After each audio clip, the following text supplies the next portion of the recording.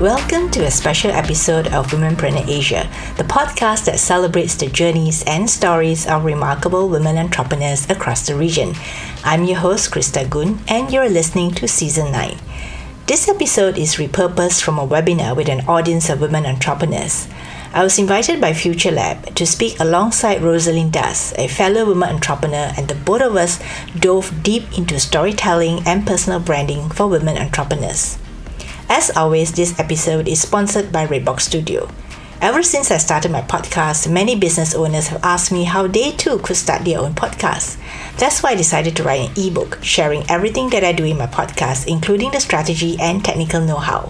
If starting a podcast is something you'd like to explore this year, check out my brand new ebook, Podcasting Power, available at womenpreneurasia.com. I'm airing this episode in conjunction with International Women's Day 2025 to celebrate the power of women's voices, resilience, and stories. This year's theme, Accelerate Action, fits beautifully with our episode because through storytelling, we claim our space, create opportunities, and, of course, accelerate action, not just for ourselves, but for future generations of women entrepreneurs. In this episode too, you will hear the Q&A session, which I too found equally fascinating. Whether you're starting your business, growing your brand, or simply looking for inspiration, this episode is for you. Let's jump into the conversation. We're very happy that you guys are able to join us today, and I'm pretty sure both of our speakers, Krista and Roselin, are excited to start their conversations already. But before that, let me just introduce Futurelab. We are from Futurelab. We are the Southeast Asia leading digital mentorship platform committed to support entrepreneurs, working professionals, and also students. We connect mentees with the experienced mentors, industry experts to provide insights, give all the resources, advice, and also real-world guidance. This time, we actually working together with MasterCard and also the Asia Foundation to empower local women entrepreneurs by providing them all the support, all the resources, all the strategies. We help all these female local entrepreneurs by providing you either the resources in business, also the financial, and also the mental and well-being part as well. In the portal, you guys can actually have access to our mentors, access to our events, perhaps our webinars, just like today. We have workshop, we have sharing session, and also just a reminder to all of our participants, if you have any questions, you can just raise your hands or type your questions in the chat box, and I'm pretty sure Roselin and Krista are happy to read and to discuss your questions. Yeah, over to you, Krista and Roselin. Thank you so much for that introduction, and I must welcome Roselin because Roselin is my co-creator today for this session. So how this will work out for us is, of course, this is a webinar, but after this session, it will be turned into it is a video on Futurelab's YouTube channel. And then the other part is that it's going to be an episode on my podcast, which is Womenpreneur Asia. Yes, we are doing this a bit different this time where it's normally she's the host, but today I'm going to host her. So no, we are just going to have a very good session about storytelling. I am a trainer, coach and mentor. I'm a digital marketer by profession. I run 2 different businesses. I run a community on Facebook as well called Homepreneur Empowerment Network, where I have about 14,000 members, but at least half of them actually run business from home. And I created this Facebook groups because I wanted to make it a marketplace for these women to come and sell their product. Started this in 2017 when COVID happened. All these women had a place to sell, and the economy status went up to 30 to 40% during COVID when the rest of them was struggling. So jumping into digital marketing, doing the online selling made a lot of difference to these women. And I run social enterprise as well. So that's my second business. First one is my digital marketing. Social enterprise, I'll be focused very much on domestic violence victims who wants to rebuild their lives. So we actually encourage them to learn, rebuild, and we get connected with the entire community who works together because we want to empower them that they can actually come out from their comfort zone that they are in. I wouldn't say it's a comfort zone, but they tend to live in that uncomfort zone comfortably sometimes. So bringing them out of that comfortable place that they think it's a challenge, but with the support of everybody, I think we are making some changes. So today we are actually going to talk about a very interesting topic. How do we actually do our personal branding or talk about our businesses in the term of storytelling? And I'm so excited to share this with Krista because I, first of all, want to listen to her story. So Krista, I'm going to start with my favorite question. Come on, tell us your story. How do you say what you do? Like you, I have many fingers in many pies. I didn't start off in business, actually. I can tell all of you here that I started in the corporate world. I was working for other people and I never had any idea of wanting to be in business. After graduating from USM with my degree in communications, I just wanted to work. And I dreamt of being like the VP of, some department or some nice, company somehow, right, at the end of my career. But sometimes life takes a different turn. And when I was a little bit bored, and I think that most women actually get to this phase in their life when they're working, when they get a little bit bored, they think, okay, what shall I do now? Shall I do something for myself? So back then, I was thinking to myself, I wanted to continue doing my master's. And I picked the most unlikely master's of all. Can anyone guess what did I do? So I tell you, my hint is my first degree was in communications. But I went back to USM to do my master's. And what do you think I did my master's in? Analysis? Pardon? Analysis? No. Okay. Media? Something to do with media or corporate? No, nothing to do with media or corporate. Okay. Engineering? No. Totally not. I'm so not an engineer. I don't even like engineering stuff. Because you say you went into the extreme of what you normally do. Because if you're a communication, normally you'll do either business admin or marketing. So I went back to USM to do my master's in English language and linguistics, which is so different from what I did, in my first degree, right? Yes. I wanted to do that because I really enjoyed linguistics. I really liked it a lot. And I thought that I would go back and just study that for the sake of studying. And I know a lot of people think like, you should do an MBA. You should do something that will help you get higher, right, in your career. But I didn't do that. And sometimes these are the little things that probably define us later in life. So I did that. And in the whole class of teachers, because all the teachers were doing linguistics and I'm the non-teacher. So it was a learning phase for me, but it was also a challenge for me because I'm not a teacher.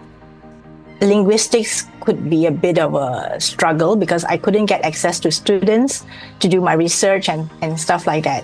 So what happened after that was I had to make a tough choice. Do I continue studying or do I continue working? Because both were difficult. And for those of you who have done studying and working at the same time, I hope you also understand that predicament whereby you feel torn. Like, do you do this or do you do that? So I always told myself, I can always get a job later, right? Let me just finish my master's, get over and done with, graduate, and then let me figure out what I want to do. And because of that decision, I never went back to work. I never went back to work in the sense of the work that is a career. After my graduation, I joined my husband in business. So I didn't start the business. So my business is Redbox Studio. It started off as a web development company. My husband started it. And I just wanted to figure out how can I be part of the business and do what I can do well, which is communications, and put myself into a role that I could do something about and have the freedom to do it.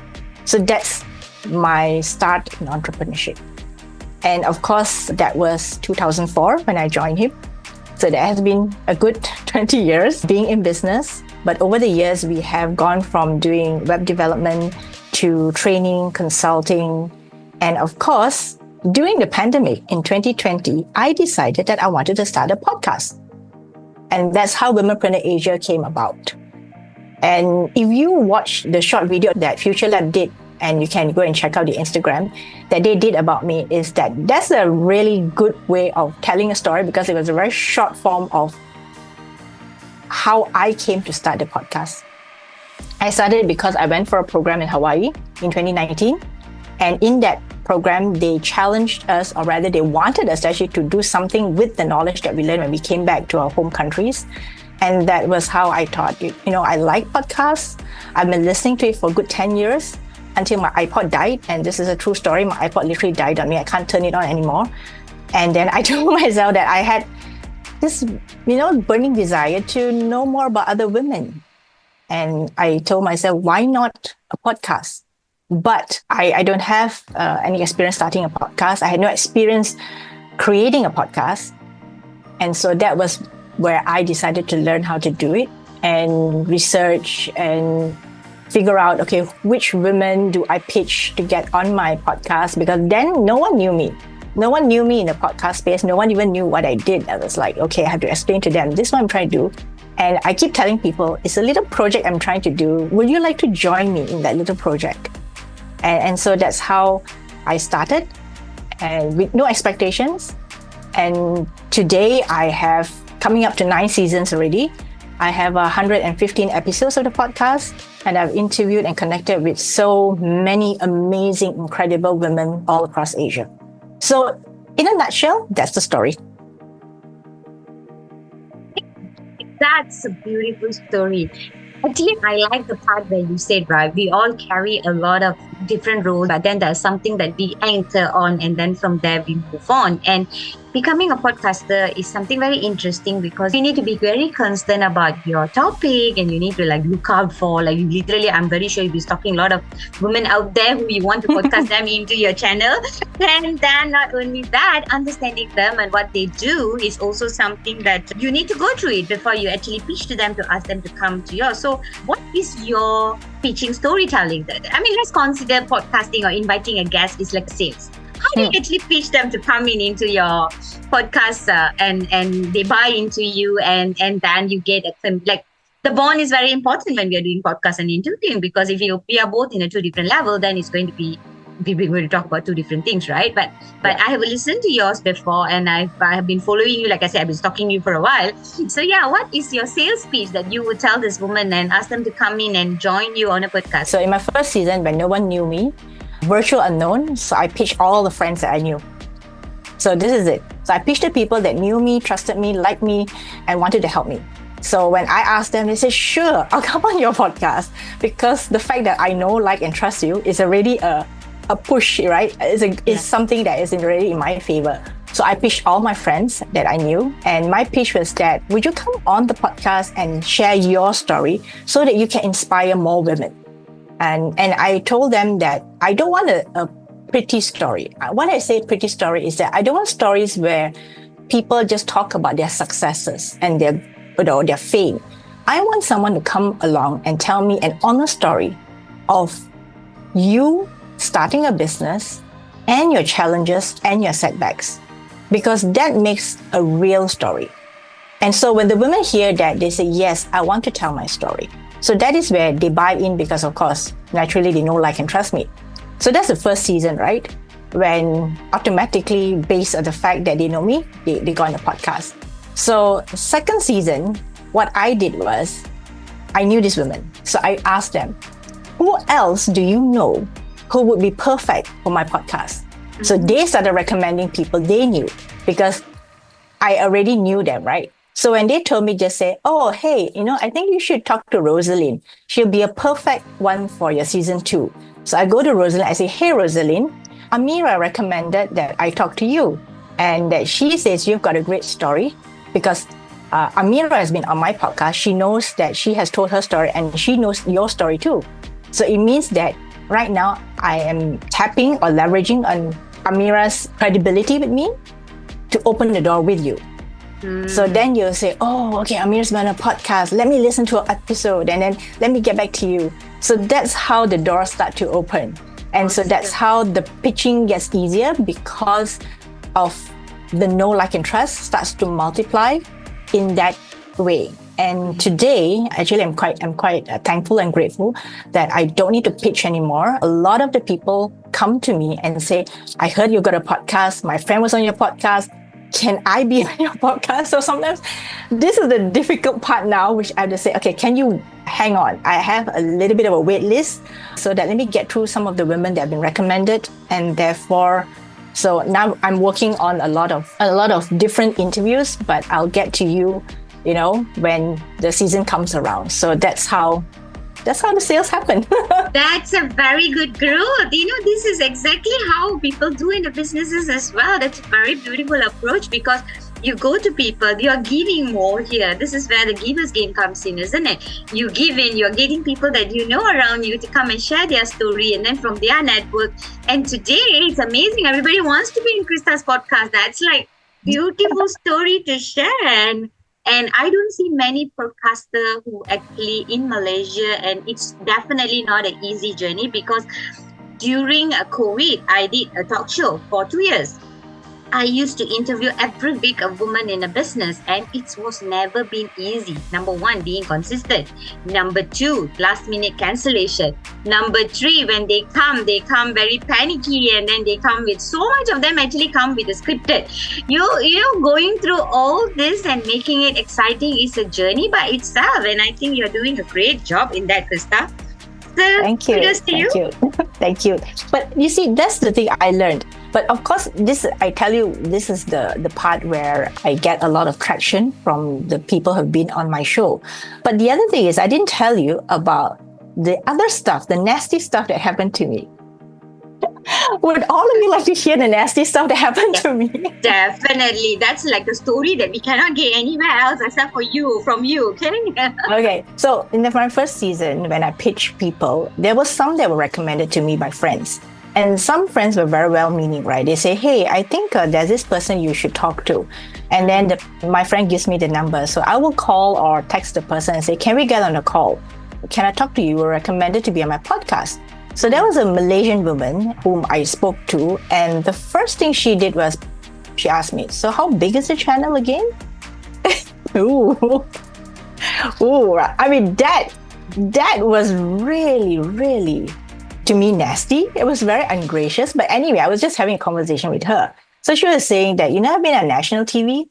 I've been on major TV and radio, like in a way she's trying to tell me, what can you offer me, right? Like you're a tiny little podcaster with a tiny little audience. So I was thinking to myself, wow, there are women out there. I mean, I'm saying this and I'm sharing this openly with all of you is because even wherever we are, there's bound to be someone who's going to come along and kick sand in our face, that kind of situation will happen. So after that, I told her very, very kindly that thank you so much.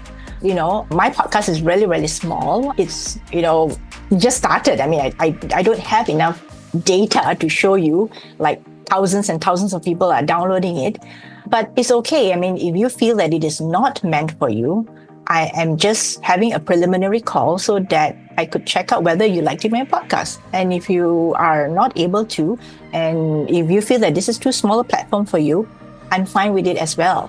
So that's how that happened. But that was an interesting one, to be honest. I mean, that was the most interesting potential guest I ever talked to. I'm glad to say that was probably the one and only, nasty person. After that? Pardon? Did she join the podcast? No, she didn't, because I told her. So I let her. So I also let her off in a nice way. I said, since my podcast is not big enough for you, it's okay. You don't have to say yes, because if I'm not big enough for you, it's okay as well. Because I can look for other women who want to be on the podcast. That's a very bold, the way you put it, because many of them probably would have panicked when they say like that. I like the way how you actually turn it around. So now, since there is a sell topic that we are here, so I'm going to ask you this beautiful question. Okay. What is storytelling? And why, especially for women in business? End of the day, stories also need to have sales when we are running business. So how do you actually combine this, and why you think it's important? Whenever I invite people to my podcast, and I use my podcast as an example, right? I offer this woman entrepreneur a chance to share her story. I give her the chance to share a story. And I always tell her this. when you share your story, don't just talk about the business. And of course, I will be the one guiding her by interviewing her and asking her the questions, right? So I say, we never make it about the business. We don't say that, oh, straight off, this is who I am, this is what I sell, and this is who I provide this service or product for. I said, no, let's cut all of that out of the picture. Let's start with who you are as a person, because no one buys anything in this world today without, like I said in the beginning, right? Without knowing, liking, and trusting you. Whatever you sell, whether it's something really premium or something that is really, they need it, or it's really premium or luxury or whatever, no one will buy it unless they buy you. So that is reality today. That's why we're all stuck on TikTok, on Instagram, because we want to know the person behind the business, right? We always want to know, who's behind the business? What are they doing? And we all love all those behind the scenes kind of videos, right? Where people are just talking about, this is how I set up my cafe. This is what I'm doing. I wake at 5 a.m. to open up the cafe, to make coffee for my customers and all that. So that human part of it is actually far more important than the business. Even though later, of course, when we get the human part of it correct, we actually attract people naturally into our business. And they want to work with us because they like us already. They like us and they know us. So I always tell my podcast guests, when you come on the podcast, I want you to talk about you as a person first. And then I will slowly weave in like, okay, so what do you do? What product do you provide?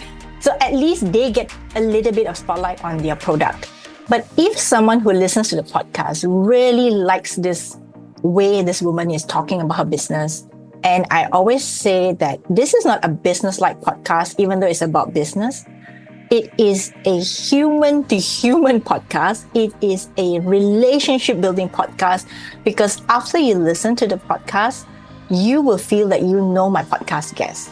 Just like the people in this webinar, right? You feel like you know me and Roselin, even though we probably would have met just the last 15, 20 minutes ago. Why? Because there's a power in hearing someone's voice. And that is a power of audio. So if you are thinking of doing some video and audio especially, today, if you can hear the person and you can hear what the person is saying, that brings a very, very human element to the person and the business. And when that happens, you can be sure that the person will contact you. The person will reach out to you. So at the end of my podcast, this is what I do. I say, so just say like, Roselin, where can people connect and find you online? And here's your cue to give your website, all the social media links, right? So then I also put that in the show notes or the article that goes with the podcast, and people can directly contact you. They don't have to go through me. I give that platform to the women who come onto my show. And the reason I do that is because I think that all these things that we do as women entrepreneurs, I call it the rising tide lifts all boats, right? So if we can help one woman, like in your case, you're also in Mom's Village Asia, you're helping all the women, right? So it's not just one woman, you're helping all the entire community of women to rise up in their business. So that is where I think that you start with the story, and then the story itself, once you've convinced them who you are, what you stand for, then you can start your pitching. Then you can start telling them, so by the way, I have this product. By the way, I have this service. I have whatever that I have, right? And then it is an easier sale. Because if we say, hey, buy my product, these days, people are smart. They research. They compare prices on Shopee. They compare prices everywhere. They can do so, right? So it's not just about the product anymore. It's really about you first, then the product or the service that you're offering.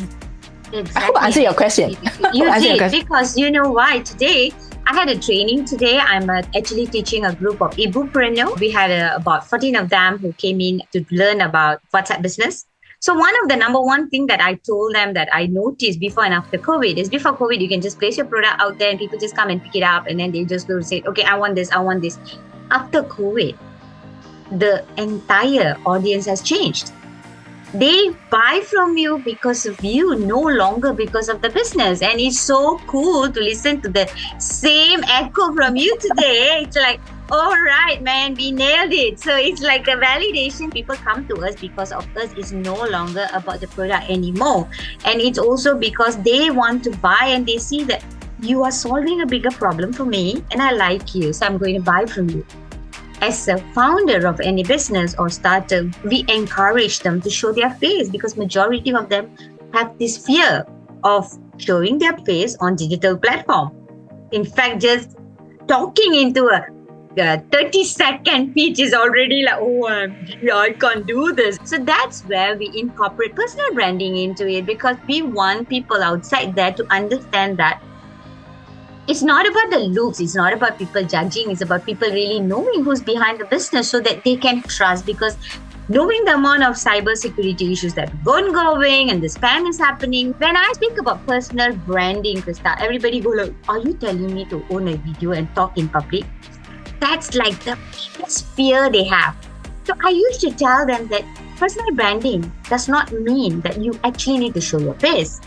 So I would love to hear your point of view. How do you think interrelation of storytelling or personal branding, how do we position ourselves in this digital world so that we can perceive as an expert of the industry or even for a startup? Like I was talking to Amira before this, and I was saying that over the years, I've done it because of necessity, right? When you come as an entrepreneur, you have to market yourself. You have to tell people who you are and what you do. And so when I first started, I took to me, it was an easy way, but maybe not to some people. I spoke at any event, at every event. So I just went and, I just told people, okay, you will need a speaker, so I can speak on these topics. So the first thing is I can share is this. First, you have to define what topic you want to talk about, which is where your expertise lies. So here's my question to all of you here in this webinar with us today, right? It's like, if you're in a room of 100 people, what can you do better than all of them? What can you do better than all of them? So you think about that for a moment, right? Like, you must be very sure that you're very good at this thing that you've just named. So if you can nail it down, maybe you can't name it a single topic, maybe 2 to 3, or even maybe 5 topics, right? I can speak on, for instance, for me, I could speak on web development. I could speak on copywriting. I could speak on, how to search engine optimize your website, things like that. I could do that. And so what I did was, using what I knew, I went out there and I spoke to people who are organizing events, and I told them I could speak on this. So if you have an opportunity for me, let me know. I'll come and speak to you for free, or your audience for free. So that's how I started. So if you cannot define that, and if you speak on like maybe 20 different topics, people will not know you. And there are certain topics that I love to talk about, but I don't talk about them. So the strategy of branding yourself is also not speaking on certain things versus speaking about certain things, right? You have to eliminate those things that, even though I love speaking about, for instance, I tell you, I love, and this is something probably not many people know about me, is I love traditional Chinese medicine. Okay? I even have a blog about herbs. So all the Chinese herbs, I love writing about them. I love knowing about herbs. But I'm not going to go out there and talk about Chinese herbs, right? Because that's not my business. I'm not opening a herb business. If I did a herb business, I would talk about that. So I would not talk about that. And if people find out, great. I mean, that is a side thing. But I would focus on web development, copywriting, marketing, and search engine optimization, all those things that I know would feed into my business and my sales. If you're an entrepreneur, if you're starting your own business, if you're thinking of doing this, think of defining expertise areas that you really want to be known for. If you can do that, nail that down. And I know sometimes, as women, right, we are like, but I can also talk about this. I can also talk. I know we are multitaskers. We can do many things very well. Exactly. To be very honest, right? But this is a time for you to really discipline yourself and tell yourself, I'm going to at least focus on two or three very, very core topics that my business is about. And if you can speak, go out there and do speaking, because speaking is something that most people don't do. And it is also the fastest way to get known for personal branding. Okay. And then you say, okay, but I don't like speaking. Like you say, I don't like to see my face on camera. I hate that. How do I overcome that fear? Then write about it, right? You can write articles on LinkedIn. You can write articles on Substack. You can do writing. If you don't like to, do videos, you can do writing. Or if you say, okay, I don't want to do video, I don't like writing, then what do? Do audio, podcasting, right?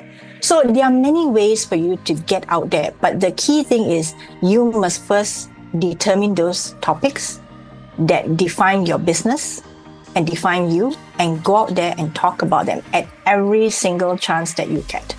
And I think that is the way that I have done it for the past 20 years. So every time people ask me, I say, I want to talk about these topics. They ask me, can you talk about this? I say, yes, but I will talk about this because this is my core expertise. Yeah. That's beautifully said. I'm going to ask all the participants in this room, you probably want to let us know what is the topic that you would want to talk about. Let's say, for an example, when people think about you and they would say, oh, Roselin can actually talk about wellness. Roselin can talk about digital marketing. Krista can talk about content marketing. Amira can actually talk about TikTok, So I want to ask you, what is the topic you want people to know you, a part of your name? Zoeng. Thank you, Roselin, for inviting me to share. In terms of something I'm passionate about, which I started recently, is through writing. I like to use my experience as a reflection. I have the reflection in a few lines and also with a prompt followed by a quote. I set a theme. Today's reflection is about forgiveness. Then tomorrow, acceptance, and so on. My next idea would be I would just use it in the poetic way to talk about my reflection. All right. Guys, see, Zoe knows her topic. How about the rest of you? If you have your topic, please put it at the chat. During COVID, we made so much of noise that until today, when they look for digital marketing trainer, I have a lots of strangers come and look for me. And when I ask them, where did you got to know about me? It's very clear, it's social media. Nowhere else. Not even word of mouth, okay? It's social media. I went to social media, I put this keyword and you appeared. Again, like how Krista said, when she started, right, it was difficult. But after that, it became people wants to know her. People wants to be in the channel. I think COVID gave us the time as well. I went crazy on every platform, like everybody else. Go to every platform, look for Roselin Das and you will know what I do. Which is true enough. I don't even need to speak about what I do right now. The digital footprint speaks by itself. We had a conversation a few days before this day with Krista and with Amira, that we asked this question: what is the unique voice that we will add into our personal branding to show people that we are different compared to, let's say, for example, if you look at digital marketer, right, I'm very sure you all will agree with me. Out of 10 people, 8 people will tell you I'm a digital marketer. But how do we actually put a little bit of uniqueness into this entire storytelling of personal branding? I'm talking a lot of personal branding because I taught a lot of women out there to create their personal branding online. So now I'm going to ask Krista's point of view of what is the niche? How do we add our super niche inside there? Remember just now when in the beginning, Roselin, you asked me about my story. And I told you my story, right? But I also added a lot of specifics. I said I did my master's, but not in the typical MBA stuff that normally people do. I said linguistic, okay? And then I said that I was working. I envisioned myself doing this, on a career path, wanting to be a high-flying VP of some MNC. So what I was trying to actually put in was a lot of specifics. In order for you to make your story or even yourself memorable, you have to make sure you put in enough of specifics about yourself. And a lot of people say, but my background is so boring. Like I never did anything interesting in my life. I say, you'll be very, very wrong. Because all of us, and I do this with my clients anyway. So I tell them, look into your background. Look into the past. All of us have experiences, whether it is in business or even outside of business. We have plenty of things that we can talk about. And a lot of times we disregard those things when we are talking about our personal brand story, when we say, okay, it has to be about business. But the key thing about business is this. People would love to know more about you when it's not really business-like, when there's not so much about, oh, here's what I do, here's what I sell. Maybe they want to know, is Roselin a mother? Does Roselin cook? Does Roselin, have pets? Does Roselin like music? What genre of music does she like? Does she like jazz? Does she like rock? Maybe, you might like some strange hobby or sport that I would have never thought about. So use those elements that you think are not important for your business or personal brand story. Put them in, because that will actually make you more colorful to your prospects and to your clients. Because if people always say, no, I don't put those things, that is like my private life. Today, the line between private and public is really blurred. If you're on social media today, technically, people know a lot about you. They just don't tell you, right? So people stalk you, like, I stalk you, you stalk me, Roselin, right? I know what you do. I know what you do on Instagram and stuff like that. But you see, that's the thing. If we are online already, there are a lot of things people know. Even my phone knows a lot about me. Okay, my phone doesn't tell me, but my phone knows a lot about me. So use those elements, the hobbies, your pets, your family, your unique things you like to do, all the little quirks of your life, add them into your personal brand story. So that when you tell your story to people, they'll be like, wow, I didn't know Roselin could ride horses, for instance. I don't know, do you ride horses, Roselin? No. I didn't know, you like pickleball, I didn't know you like to do salsa or, some kind of Latin dance. So that makes you more of a person rather than just Roselin, digital marketer, right?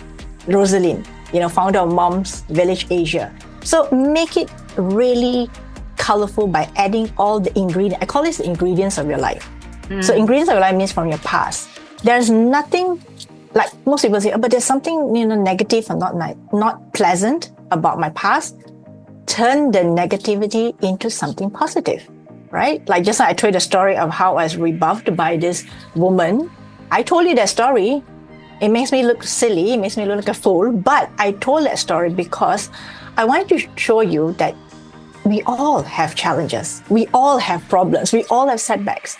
But if you can share those things, if I shared those things with you, do you feel that, wow, at least, I'm not the only one facing problems in life. I know someone else is also facing problems in life. So a good personal brand story is not just about the business. It really is about your entire life. Of course, pick and choose. Don't put everything about your life into the story. Then people will fall asleep listening to your story. But just choose the right ingredients to make you colorful enough, spicy enough, so that people will want to know you more at a deeper level. I think that the ingredients from your life is very, very key.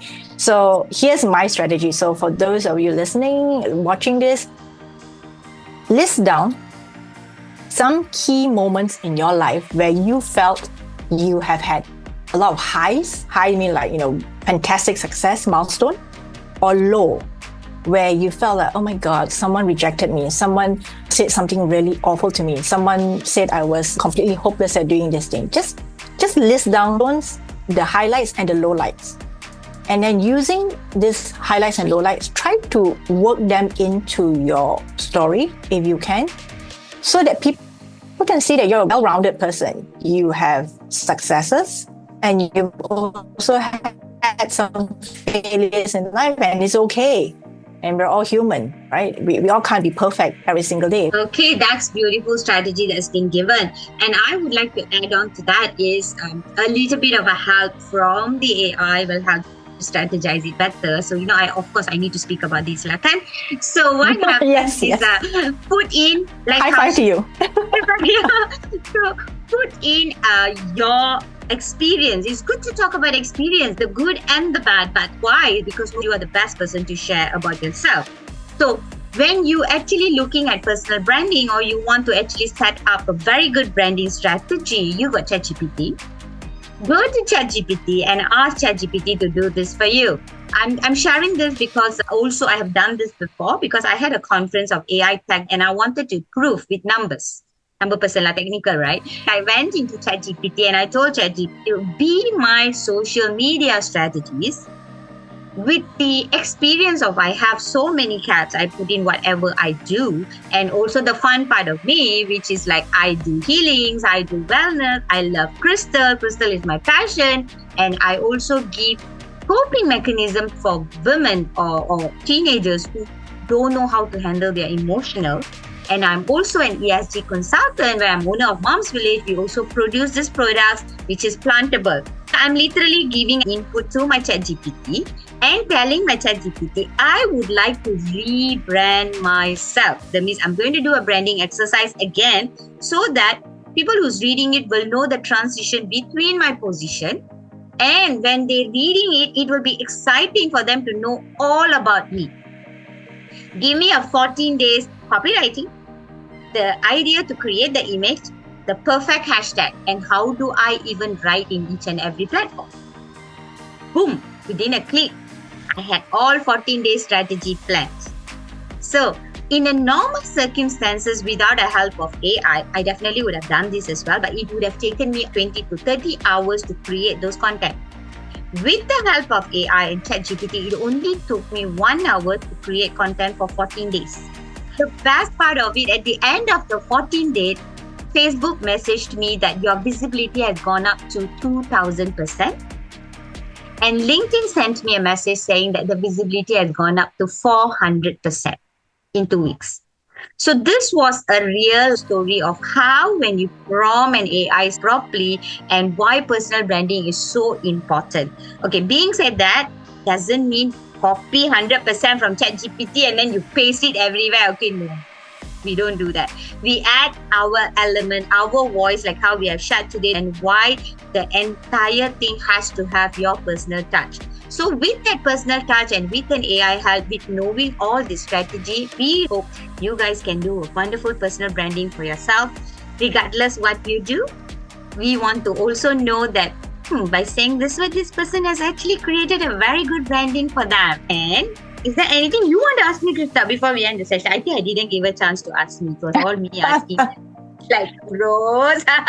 Okay, so now my turn to ask you is, Roselin, if there was one thing that you would leave our listeners and audience today with, what is that one key takeaway that they need to remember? Be consistent in anything that you do. It can be offline, it can be online, it can be communicating, networking, anywhere you go. People need to see the consistency of you and the genuinity of you. Because people can feel us even online when you're not genuine, you know. Right? Yeah. So I agree with you completely. Consistency is the key. So being consistent means when you have your story, keep repeating it over and over. Okay? So I think I repeated my podcast story to so many people over and over and over again. You say, oh my God, I've said this a million times. But for the person who's hearing it, it's their first time. Yeah. And sometimes, and sometimes they don't even remember. Data has shown, right? It takes 7 contact points or 7 times of hearing something to get into someone's brain. Yeah. So you keep repeating that story over and over. Even if you think that they've heard it like many times from you, just keep repeating that. But of course, don't repeat the same story. Using ChatGPT, reframe it, tweak it a little bit, change it up a bit, try different ways of writing it or talking about it. But Correct. Eventually, the story, the kernel of the story or the core of the story is still the same. It's just how you say it can change, right? Yeah, so that's consistency for you. If you keep repeating it long enough, sooner or later people say, hey, I know Roselin for digital marketing. So this is the other thing. How do you know you have succeeded in branding yourself? Is when people come to you and say, hey, I know you for this, this, and this, right? Or people have recommended me to talk to you about this. I know you're an expert in this area. Okay, so that's how you know that your message has gone and planted itself in someone's brain. And adding on to that as well, when you are not in the room and people can tell them what do you do and what do they brand yourself, it's like that. These 2 tips are very important. for you to know that you have succeeded your personal brand. You can have someone who can do a pitching for you on your behalf. I think then you have succeeded. Yeah. So yeah. So Beautiful. one more thing I want to say. A lot of people who listen to my podcast will probably say, "Oh yeah, they're all women, right?" I say, my data tells me 30% of my listeners are men, and I can tell you the men are my biggest advocates.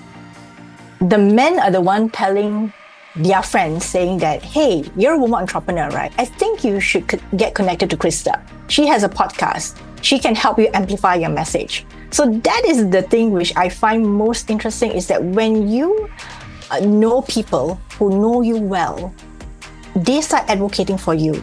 And that itself is really powerful, because I couldn't advocate for myself in 10 different places, right? But if I know a person who advocates for me, that person can open doors to many, many different people and many different places for me. So yeah, so I just wanted to say that, not everyone who listens to my podcast is a woman, but the women and the men, and especially the men, have been very helpful in helping my podcast go far and wide. I think we are almost at the top of the hour. Anything else, Roselin? Do we want to open for them to ask us questions? Correct. Yeah. Can I share the key takeaway and insights that I have? Sure. Yeah. Just now when Krista talked about adding flavor, adding some elements, right? Then I realized, my personal experiences can be unpleasant, can be adventurous, but it's because of that journey become who I want to be, who I want to serve. I think I'm pretty comfortable to talk about it in the future. Thank you for sharing this so that at least can add, because it's my personal story. I own it. Yeah, you really, really, really need to put all the ingredients from your past into your story. Yeah. Any questions? I saw there's one in the chat. So Fern says, "I would like people to know Little Lolly by sustainability, languages, Chinese, Spanish, and miniature art." Okay. Fern, is that a statement, or is there a question in there, or you just want to just put it out in the chat? Hi. So I was just listening to what Roselin said, and I think at one point she said to share. Oh, okay. So I just I'll do it first. Get the ball rolling. So I just put it out there. Yeah. Okay. Thanks for doing that. So so maybe you want to explain a little bit more. What do you do? The miniature art, which is quite intriguing. Yeah. So I make miniature art. I have an example right here I could show you, I guess. It's so small, but these are tiny sushis. Yeah. And so the idea behind it is that I want to promote zero wastage as well, in a broad sense, how making your own things, learning how to, source your own materials or source what you have already can contribute to sustainability of the planet, right? And at the same time, I'm trying to work this into my personal brand as well. I love connecting with people, and one of the best ways to connect with people is by learning their language. So I myself personally kind of almost every average Malaysian, know 3-4 languages like Bahasa, Chinese, Cantonese, English, and I also know Spanish, which I think would really help me connect with a global audience. So what you guys were talking about really made me think how could I market myself in a way where I'm this Chinese girl that speaks Spanish and makes miniature art, because that is kind of a shock to a lot of people. Every time I speak Spanish, they're kind of why do you speak Spanish? Yeah. And I'm like, ¿por qué no? Why not? I think that's kind of a USP for me, but I will take what I've learned today and figure out how to integrate it organically as well. And can keep repeating that to people so that it sticks in your brain. See, yeah. I have to nag like that. I'm bad at repeating myself, but I've learned that, yes, it is important.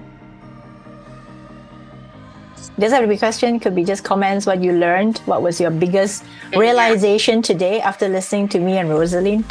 We had so many questions, right, Roselin? One of us has so many questions for each other, but we know that we only have this limited time together. No worries. Any other questions? I got a quick question for Krista. Okay. Yeah, so as my knowledge, actually, podcast is very different from YouTube, that we don't monetize based on the listeners and numbers. So how do you do conversion? Because I actually looked through your website. So you gain the exposure over the podcast to convert into your services, is it? The interesting thing is, because of podcasting, a lot of people have come forward asking me, okay, I want to start a podcast like you. So what do I do? So in a way, I turn it into consulting, which is where I come in with my consulting. The other thing is, interestingly, even with my podcast guests themselves, we are starting something. We are doing something together in terms of business. I call this indirect monetization. Indirect meaning that you don't really sell anything. Most podcasters sell advertising space on their podcast, which means that I just say on my episode, I read someone's advertisement, right? But for me, I think I want to play a different game. I don't want to go the advertising way. I'm looking at monetizing from different perspectives. One is, of course, tapping into my own business, which is a consulting and training for services related to what I do.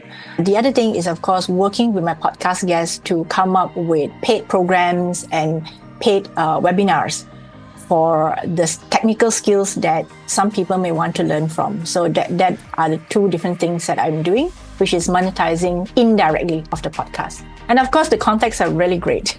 So one of the things I can tell, if you want to start a podcast and if you want to connect with people, podcasting is actually one of the fastest way to do so. Of course, it takes work. I mean, anything takes work, right? Whether you're starting a YouTube channel takes work, Instagram takes work, everything takes work. But if you feel that podcasting is for you, and the reason why I say podcasting for women, because women don't have to be on the screen. If you say Facebook Live, they say, oh, I've got to be on a screen. If you say, YouTube, oh, I've got to be on a screen. But if you say audio, they say, great. They're just hearing my voice, right? So they don't need to see my face. So they don't feel as worried. Some people still have anxiety issues when it comes to, seeing themselves online in a video. Yeah. So podcasting, consider that. Thank you. I'm serving an NGO as a social media managers for 2 years, and then I managed to grow their followers 3 times. And I actually got imposter syndrome, that I think that I don't have a very solid portfolio other than the NGO's account that I'm managing. My friends told me that I cannot have the imposter syndrome because I actually did something, right? Yeah, I'm still figuring out on what you all has been emphasizing is that people trust you because they know your story first. So I think this helped me a lot, that I could start from the people that really knows me to be my first few guinea pig first. They're not guinea pig, they're pilot testing. Okay, sounds better. Pilot testers.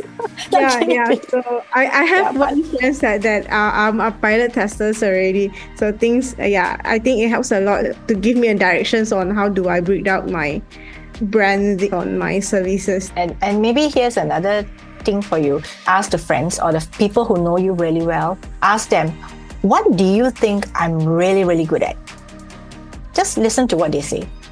Sometimes it'll be surprising. It'll surprise you, right? Because you assume that you are known for this. But then they feedback and tell you, no, I think you're great at this.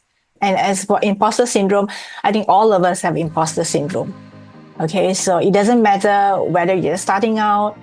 Anytime you want to start something new in your career, in your business, we all feel like imposters. We all feel like we don't know anything. When I want to start my podcast, it took me quite a while to get started because I didn't know anything about podcasting. I had no idea. I had to do so much research. And then, of course, as women, we like to overthink. We think so much about things that we never get started. So I encourage you, at some point, just do it first. And then from there, based on the feedback, data, readjust and realign what you're going to do for the next step. I think that will be more helpful because all of us have imposter syndrome. Yeah, thank you. It's very helpful. Yeah. So I have a question. Yep. Hi, I'm Anissa Safia. So I'm the author and publisher for children's storybooks. And this could be open to the floor. I wanted to ask, for me, I'm in touch with a lot of mothers, fathers as well, but majority mothers. And I've gotten a lot of quite overwhelming amounts of invites for coffee. And because I'm just running around a lot, doing communities, and I coach children as well on weekends. So I don't know how to prioritize. I just wanted to ask, how do you prioritize with people who, I don't know how to say this in a way that I'm not flexing myself, but how do you connect with women and not seem like you have a big wall? Because you have so many requests for coffee because they want to get to know you, like what you said, people buy you for who you are, your personality. So my personality is I'm a very yes man. So to say no, sorry, I'm too busy is I don't know, how do you manage when people approach you for friendly coffee sessions? Is that for Roselin? Is that for me, or is it for everyone? Everyone, yeah. Miss Krista, Miss Roselin, because you both of you also, I believe, communicate with women. So I was just wondering, how do you manage requests for coffee sessions that's not related to your products? It's just that they want to get to know you more. How do you Roselin, would you like to take it first? I'll answer after that. Yeah, for me, it's like I said, I believe in givers gain so much that even if it's not related business, it's about building relationship with everybody. So when there's a coffee session is being given, and of course it's depending on the timing that I have, I meet them, I'm ready to meet people up as long as the time permits. So, and then, sometimes it can become very much content, they just need somebody to listen to. So I have never turned down a coffee session unless I'm not in the country. Yeah. Okay. So I will try to reschedule it whenever I can. And then it's very important to actually get to know more people in that terms, because sometimes, meetings are not always business related. Again, it's about how people see you, like what we have been talking today whole day. We don't talk about business. It's not about coffee session related to sales or closing a deal, but it's more of building the initial relationship with each and every one, because you never know when this person is going to open the door for you. So it has never been intention of I need to get something from them. It's very much about, okay, let's see why. So when somebody just called me and said, I'm so stressed or I'm so stuck, I need somebody to talk to. And I just tell them that, okay, let's talk.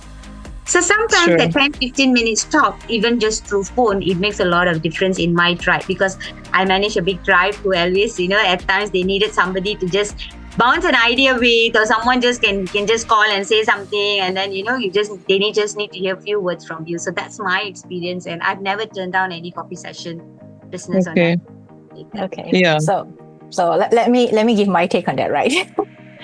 So very interesting, and I think that's what we all grapple with these days, with limited time and a lot of requests, a lot of friends that we meet online, offline. So here's how I do it. Do you know Calendly? Calendly, the app? Okay, it's a scheduling app. Okay, if you don't know, this is a really great app for scheduling all your appointments. So I use Calendly to schedule. So in Calendly, what you can do is you can actually put in certain slots where you are free. So just say my slots are Thursday and Friday from 2 p.m. to 6 p.m. So I put that in Calendly. And when people say, hey, can we chat? Can we meet? So I say, go to my Calendly link and pick a slot. Then we can go online. So this is usually online. So we'll go online on that time and date, and then we can have a half an hour, or I think you probably said half an hour. You can have a half an hour Google Meet with that person, and you can have that preliminary. So it's not really a coffee session, like a face-to-face coffee session, but it's still good enough for you to know that person. So that's one way I deal with that, like people keep asking, when can we meet? So for the second one, what I do, and this was what I was talking about before we started this session, was I have something called, I name it Krista's Movable Feast. So what I do is, because I'm in Penang, and And whenever I go to KL, I have many friends in KL. And then they say, hey, Krista, you're in town, but you didn't connect with me for coffee. And, people start saying, hey, why you didn't call me for coffee and all that. So what I do these days is I go to KL and I say, I'm in this cafe from 2 p.m. to 5 p.m. And I text the people who say that they want to meet me and say, if you can come to this location, we'll have coffee or tea or lunch together. And you get to meet the rest of my friends too, whoever that comes by. And so that solves the problem of me having to meet 10 different people in 10 different locations in KL. And I say, come and meet my new friends. Everyone loves the idea because they get to meet new friends, they get to meet me, and then we get to meet each other. Yeah. So if you can do that, a small little coffee lunch meetup, that'll be perfect because it's like you hosting them and you giving them opportunity to know you as well as know new people in your group. Okay. Yeah. And I think that will work out very well for you're selling books, right? Yeah. Yeah. And then you can bring your books and just pass the books around and, that's what it's supposed to be, right? Selling. Yeah. Okay, makes sense. Yeah, thank you. Yeah. So think of things like that so that it saves you time. I mean, sometimes we want to be helpful, but at the same time, we don't have that many hours in a day, to be really, really honest. Yeah, because, I have 2 small toddlers. So that's what I struggle with. I struggle with balancing the 2. Try either one of that and let me know how it goes. Thank you. Thank you once again to Krista and Roselin, and also to all of our participants. Did you enjoy this special episode? I hope you'll take this as an invitation to accelerate action in your own life, which is also the theme of this year's International Women's Day. As we celebrate International Women's Day, let's remember that every story we share has the power to inspire, uplift, and connect. And this is why Womenpreneur Asia exists. A huge thank you to Futurelab for inviting me to speak and for creating a space to empower women entrepreneurs. When we were brainstorming ideas with the Futurelab team, I suggested that we transform our webinar into a podcast episode so that we could reach more women. And of course, a big shout out to my co-speaker Roselin Das for her incredible insights. If today's episode resonated with you, I'd love to hear your thoughts. Connect with me on LinkedIn or Instagram. And if you're a woman entrepreneur looking to amplify your voice and impact, be sure to check out my ebook all about podcasting on womenpreneurasia.com. Let's continue to support each other to share stories and rise together. Happy International Women's Day 2025.